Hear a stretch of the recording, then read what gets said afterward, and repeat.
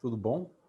Meu nome é Ricardo Guimbaroski, estamos aqui novamente para conversarmos um pouco no projeto Introdução à Doutrina Espírita. E hoje, particularmente, nós vamos estudar Allan Kardec e a Codificação Espírita, parte 2. No nosso último encontro, na parte 1, na primeira parte, nós conversamos um pouco sobre os fenômenos mediúnicos que antecederam a codificação. Nós verificamos como foi a trajetória de Kardec até chegar na codificação. E hoje nós vamos dar continuidade ao nosso papo. Vamos dar continuidade, na verdade, a essa conversa, para entendermos um pouco como tudo começou. Meus queridos, Allan Kardec, ele empregava um método, uma metodologia, um comportamento a respeito de todas as análises que eram feitas ao receber as respostas referentes às perguntas que eram endereçadas aos médiuns espalhados por todo o planeta. E eu vou reproduzir aqui uma análise de Deolinda Amorim, que ele faz a respeito dessa metodologia que Kardec empregou. Abre aspas. Allan Kardec revela-se em tudo e por tudo um homem de espírito científico pela sua própria natureza. Todas as condições indispensáveis ao espírito científico nele estão, sem tirar nem pôr, como diz o jargão habitual. Em primeiro lugar, a serenidade com que encarou os fatos mediúnicos, com equilíbrio imperturbável, sem negar nem afirmar a prioristicamente. Ou seja, em primeiro lugar, o que está escrito aqui? Serenidade. Ele não ficava nervoso ao ver um fenômeno mediúnico, ou ansioso. Ele ficava calmo, sereno. Ele tinha muito essa visão analítica. Ele não acreditava nas coisas a partir da primeira novidade, a partir da primeira observação. Não. Então, ele se colocava numa posição serena. Em segundo lugar, o domínio próprio. A fim de não se entusiasmar com os primeiros resultados. Acabamos de falar. Em terceiro lugar, o cuidado na seleção das comunicações. O cuidado na seleção das comunicações. Ou seja, ele analisava muito, ele questionava muito cada comunicação que era recebida. Não acreditava de bate-pronto. Como ele mesmo falava, questione sempre. Questione sempre. Busque sempre a verdade, a coerência, a lógica das comunicações. Em quarto lugar, a prudência nas declarações, sempre com a preocupação de evitar divulgação precipitada de fatos ainda não de todos examinados e comprovados. Em quinto lugar, finalmente, a humildade, que é também uma condição do espírito científico, interessado na procura da verdade, antes e acima de tudo. Ele não era cientista, ele tinha um espírito científico, que são coisas completamente diferentes. Então vejam bem, essas 5 características definem a metodologia que Kardec utilizou na codificação espírita. E uma das coisas muito, muito interessantes que nós podemos observar aqui, que ele analisava criteriosamente cada comunicação que chegava. Cada comunicação que chegava era analisada por ele. Isso me lembra muito, nos dias atuais, as comunicações que nós recebemos por e-mail, as comunicações que nós recebemos nas redes sociais, no WhatsApp. e ainda assinadas pelo espírito do Bezerra de Menezes, ou por qualquer outro espírito conhecido. E quando você vai ler a comunicação, existem frases, terminologias que são utilizadas, que você observa como que um espírito de uma envergadura, como o Dr. Bezerra ou outro, pode usar uma terminologia tão precária, um termo precário, um termo que não se aplica, que não é condizente com a evolução espiritual desse irmão. E a gente nem vê, né? A gente recebe, opa, é do espírito Bezerra de Menezes, vamos compartilhar. É do espírito, sei lá, Joana de Anjos, opa, vamos embora, vamos. Então, Kardec, naquela época, ele já estava ensinando para a gente. Já estava ensinando para a gente, olha, cuidado com o que você vai receber. Cuidado com o que você vai ler. Critique. Avalie a causa, de onde veio. Quem foi o médium? Foi um médium conhecido? É um médium desconhecido que psicografou a mensagem? Então, é esse cunho, é essa metodologia que, na verdade, ele estava passando para a gente desde aquela época. E muitos de nós, infelizmente, hoje ainda não compreendemos. Precisamos filtrar mais o que a gente lê, filtrar mais o que a gente ouve, filtrar mais o que a gente compartilha com as pessoas. Principalmente nós que estamos aí começando a ter um entendimento, né? Começando a ter uma compreensão maior a respeito da doutrina. Então, a metodologia que ele empregou foi essa.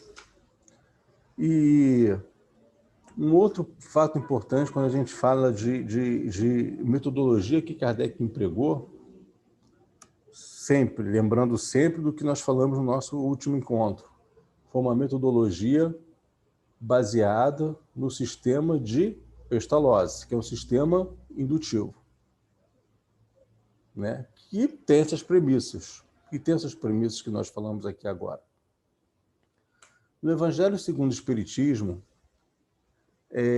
existe logo na introdução do Evangelho, né, antes de iniciar o capítulo 1, existe uma consideração muito interessante a respeito de próprio Kardec, que fala o seguinte: isso tudo que vocês estão vendo, isso tudo que vocês estão avaliando, trata-se de uma invasão organizada dos espíritos, através do seu controle universal. Olha só que coisa interessante. E faz parte também da metodologia empregada, né? Ele fala que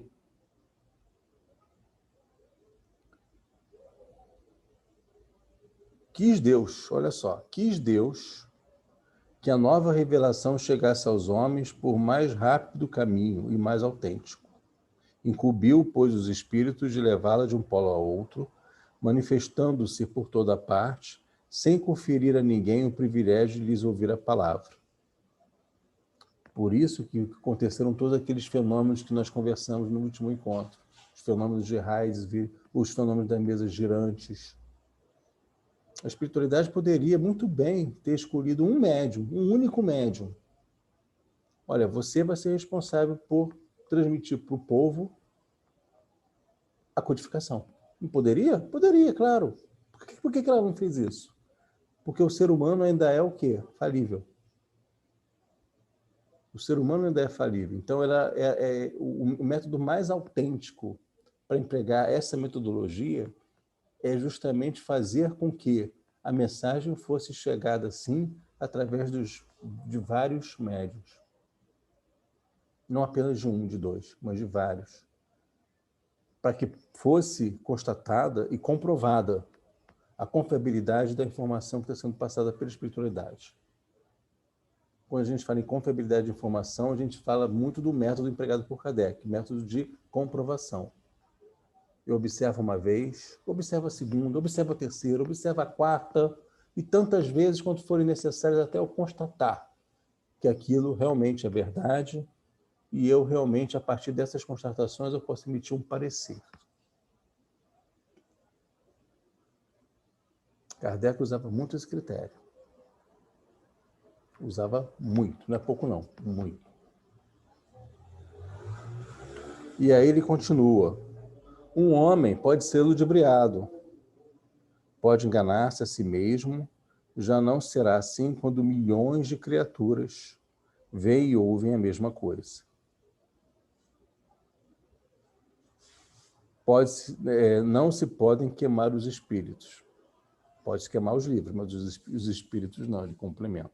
Então, meus queridos, que nós possamos prestar muita atenção nisso. O trabalho que foi feito foi um trabalho extremamente sério, extremamente cauteloso por Kardec. E os espíritos dizem, se ele falhasse, tinham outros ainda como backup. A missão ia acontecer de qualquer forma. Tudo isso que a gente vê, as obras, elas vieram no tempo certo, na hora certa. Se Kardec falhasse, tinha como backup Leon Denis.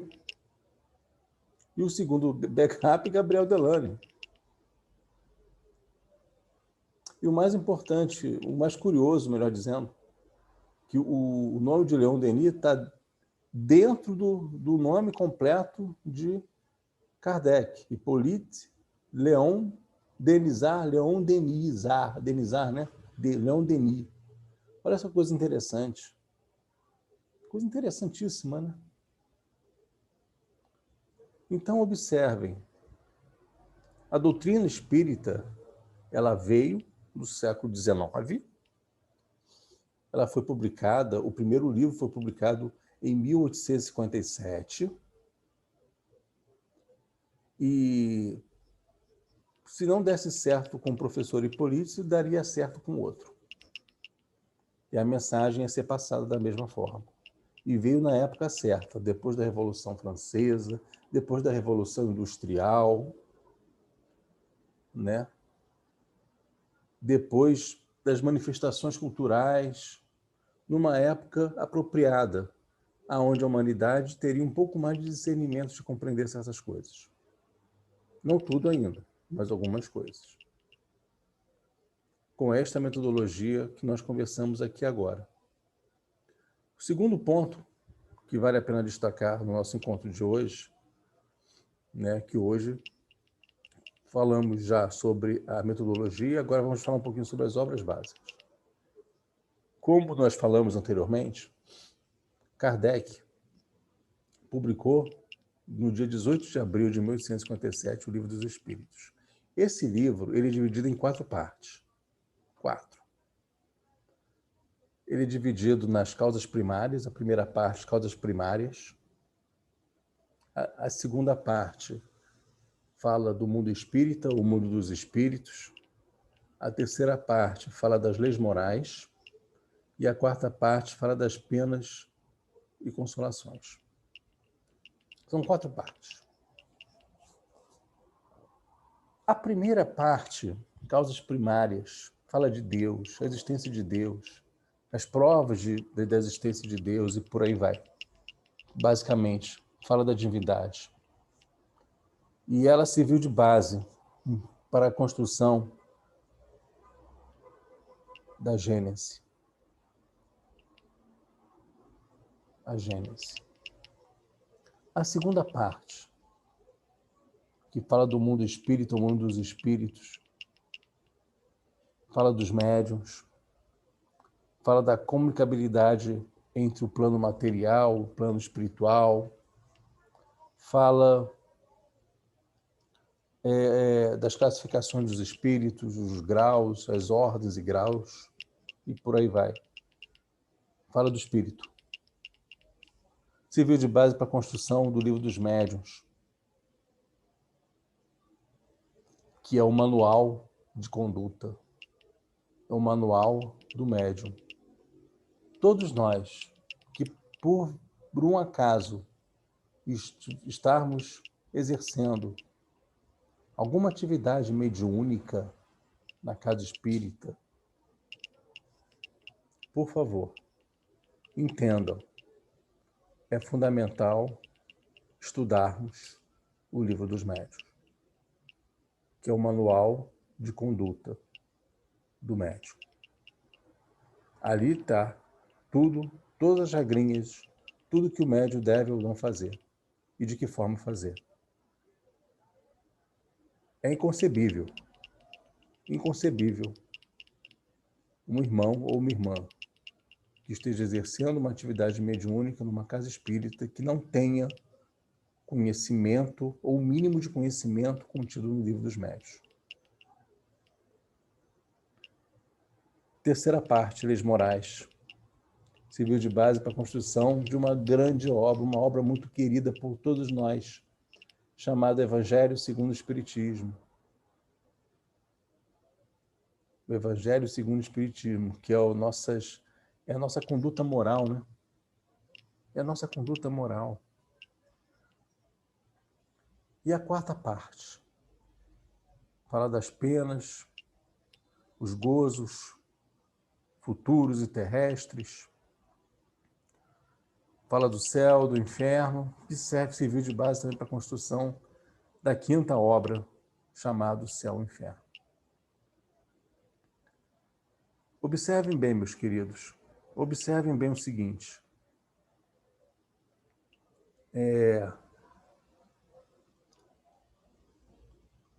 A doutrina espírita, ela não se restringe, não se limita única e exclusivamente ao Livro dos Espíritos.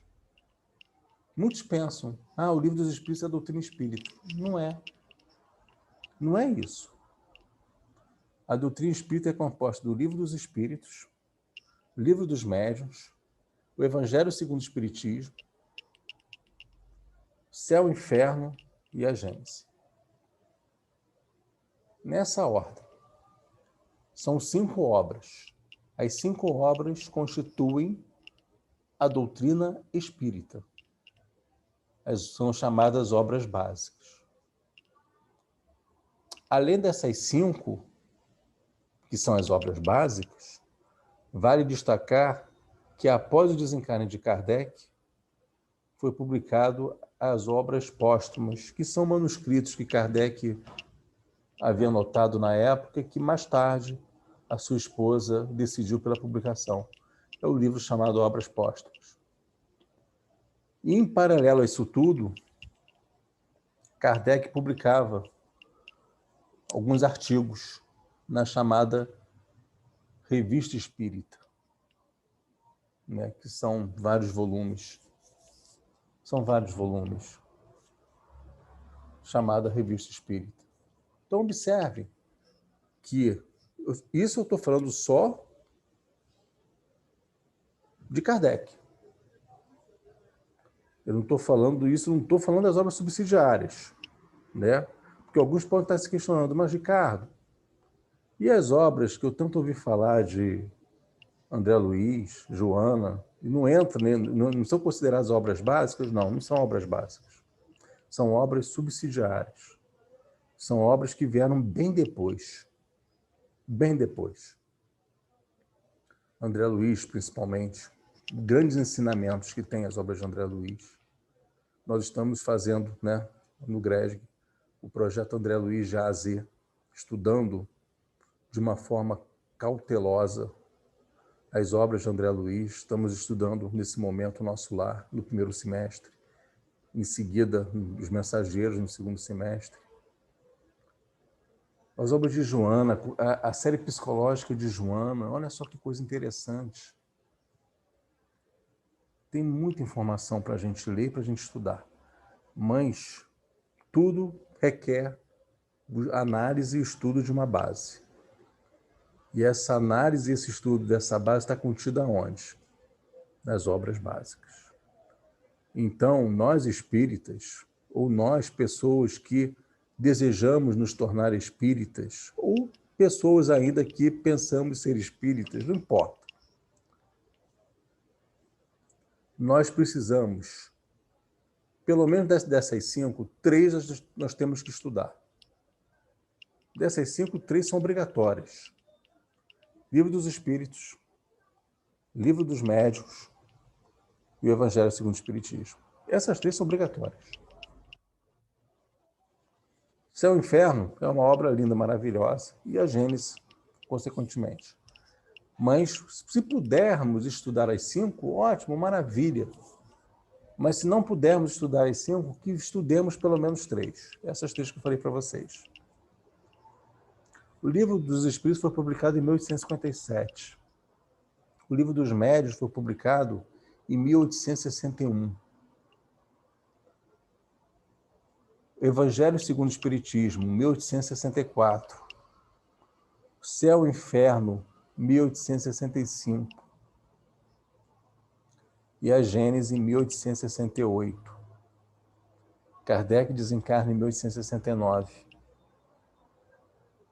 Olha só. Ele desencarnou trabalhando. Ele desencarnou em trabalho, em serviço do bem. E é um trabalho, gente, se nós prestarmos atenção, para parar um pouquinho, para a gente pensar um pouco. Esse trabalho começou... O que chamou a atenção de Kardec foram os fenômenos das mesas girantes em 1854.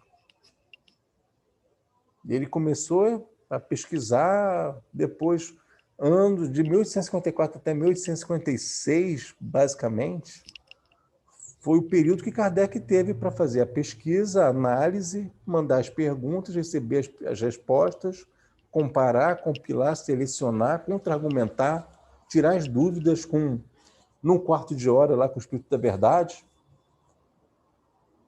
Foi esse período, de 54 a 56, 2 anos. Dificilmente, quem de nós faria um trabalho desse em 2 anos? Acho difícil, né? Teria que ter muita bagagem espiritual para isso. Em 2 anos fazer o trabalho que ele fez? Pode até ser que, né? Quem sabe? Mas acho difícil. Eu, pelo menos, digo por mim.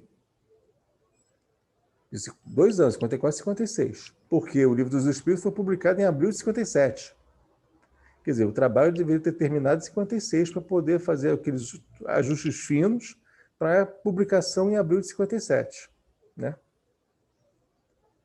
E depois ainda vieram as outras obras, né? O Livro dos Médiuns, o Evangelho, por aí vai. Então, observe que a coisa foi feita de uma forma tão linda, com amor. Kardec depositou amor nesse trabalho. E organizou o Livro dos Espíritos de tal forma que encadeasse as outras obras. Ou seja, o que eu quero dizer com isso? De uma forma prática. Se eu pegar, por exemplo, a terceira parte do Livro dos Espíritos, fala das leis morais. E, na sequência, se eu estudar o Evangelho segundo o Espiritismo, perfeito. Porque são ideias que se complementam, entende? São ideias que se complementam. Então, é mais ou menos esse tipo de raciocínio que nós devemos ter. Né? Ricardo, existe uma maneira certa de eu estudar as obras básicas? Existe uma regra para estudar as obras básicas? Não, não existe. Muitas pessoas estudam primeiro o Livro dos Espíritos, para depois estudar o Livro dos Médiuns, para depois estudar o Evangelho. Eu já vi também pessoas estudando, por exemplo, a primeira parte do Livro dos Espíritos, para depois estudar a Gênesis. Há pessoas que estudam a segunda parte, para depois estudar o Livro dos Médiuns, a terceira parte, para estudar o Evangelho. Também é uma outra forma, que também está correta. Veja a forma que você se sinta bem. E estude. Estude. Existe um site muito interessante na internet, que são comentários das perguntas do Livro dos Espíritos, pelo Espírito Miramês. É muito interessante. É só colocar no Google, né, Livro dos Espíritos comentado por Miramês, alguma coisa assim nesse sentido. Né, que realmente é um material bem consistente, é um material que complementa explica, na verdade, as respostas dadas pelos espíritos. Né? Fica aí com uma dica, fica aí com uma referência. Né? Então, meus queridos, o nosso papo de hoje basicamente se limita a esses dois pontos, a metodologia e as obras básicas. Né? E, de novo, eu chamo a atenção, as obras básicas são as 5 obras, tá? André Luiz não é obra básica, é obra subsidiária. Joana não é obra básica, é obra subsidiária. E outra coisa muito importante, eu já ia terminar sem deixar de falar. Existe uma diferença dentro da doutrina entre obras que são classificadas como romances e obras doutrinárias. As obras classificadas como romances, o próprio nome já diz, é um romance. Não quer dizer que não tenha cunho doutrinário. Muitas delas possuem cunho doutrinário, outras nem tanto. As obras classificadas como romance, que têm a marca da FEB, da Federação Espírita Brasileira, ou seja, que tenham sido publicadas pela FEB, tem também seu cunho doutrinário. Né? Tem seu cunho doutrinário. As obras doutrinárias, sem sombra de dúvida, são essas obras que nós já estamos vendo por aí, as obras do Espírito André Luiz, as obras que foram psicografadas por Chico, são obras extremamente doutrinárias. Né? Mas vamos só prestar atenção, porque existem muitos romances que são meramente romances, entendem? Não tem nenhuma informação doutrinária que possa ser agregada. Não existe. Infelizmente, não existe. Então, se vocês procurarem uma leitura, se vocês quiserem, se estiverem interessados em ler, comecem pelas obras romanceadas ou doutrinárias, não importa, mas as obras psicografadas por Chico, obras que tenham a marca da FEB, foram publicadas pela FEB, pela Federação Espírita Brasileira, que são obras mais confiáveis. Entendem?